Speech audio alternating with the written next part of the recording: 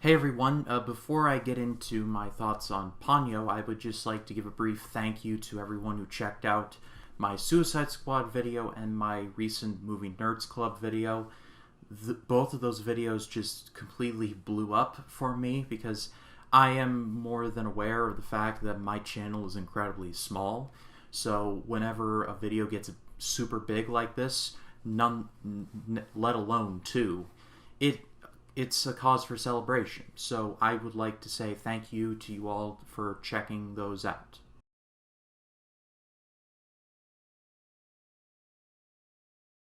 Hello everyone, my name is Ryan Cam, and I finally watched Ponyo. This was directed by Hayao Miyazaki, and its English cast includes Noah Cyrus, Frankie Jonas, Tina Fey, Cate Blanchett, Liam Neeson, and others. It tells the story of a little boy named Sasuke. No, not that Sasuke, though straight, if that Sasuke were in this movie, it would not be the weirdest thing I've ever seen come out of Japan. In any case, Sasuke is a little boy who lives with his mom on a very picturesque side of Japan. Like, it's a beautiful home. Until one day, he discovers a goldfish that is trapped in a bottle. The goldfish he names Ponyo, and what he doesn't know is that Ponyo has the power of magic.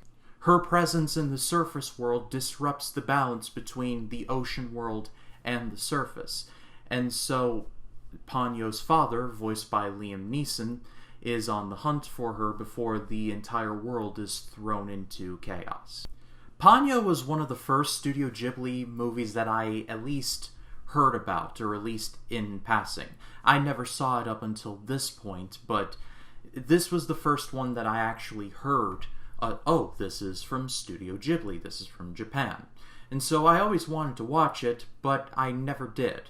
But now that I have seen it, I can safely say, wow, this movie is really weird, but also wholesome at the same time. It makes sense. Firstly, this contains my favorite cast of any Ghibli movie that I've watched. It is loaded.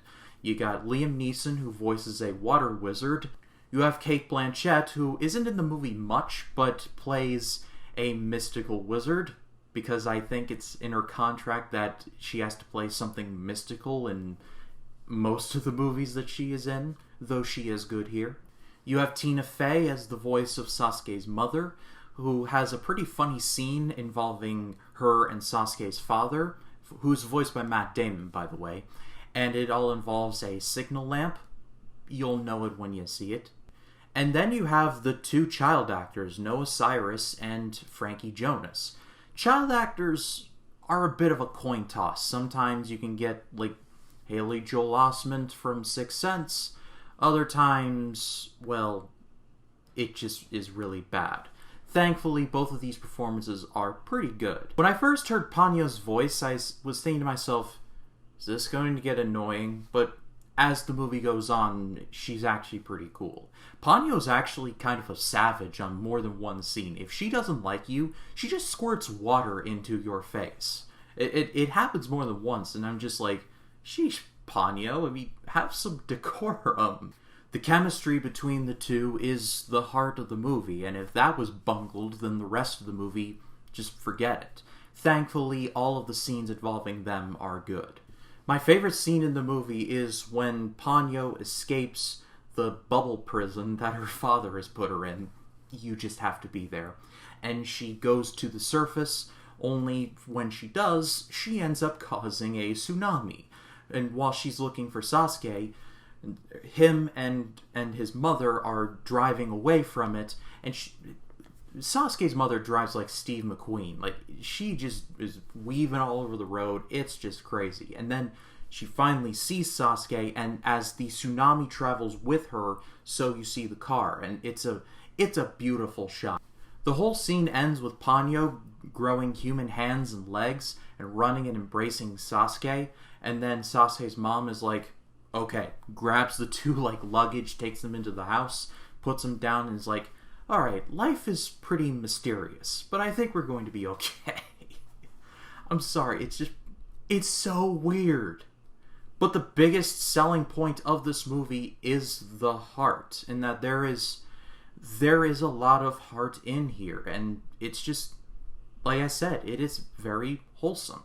At first, I was going to write down as one of the cons that this movie is eerily similar to that of The Little Mermaid, but then in my research, I found that that was by design. As Hayao Miyazaki, when he was a boy, he tried to read The Little Mermaid, but didn't like it because he thought that the protagonist had no soul. So when he finished doing Howl's Moving Castle, he said to himself, I want to make my version of The Little Mermaid. Not necessarily based on the movie of the same name, but based on the tale written by Hans Christian Andersen. But nevertheless, at the end of the day, that's not a con. That actually works. And ultimately, that's my whole feeling on this movie. It's a more bizarre version of The Little Mermaid. However, that's not a bad thing. That's a good thing. I'm not sure if this is my favorite Ghibli movie I've watched so far. I think that might still be Spirited Away, though I have to look at my list again. However, this is definitely a step up in quality from Tales from Earthsea. But that is all for me. Thank you so much as always for watching. Next Sunday on the channel, I'm going to be talking about the 2000 film Gladiator, and how, even though it won Best Picture for that year, it still is much better than you remember. But if you like this video, please be sure to leave a like, comment your thoughts down below, and if you like this video and you want to see more like it, hit the subscribe button and click the bell to allow notifications. That way, when a new video drops, you'll be the first to know about it. My name is Ryan Cam. I'll see you in the next one.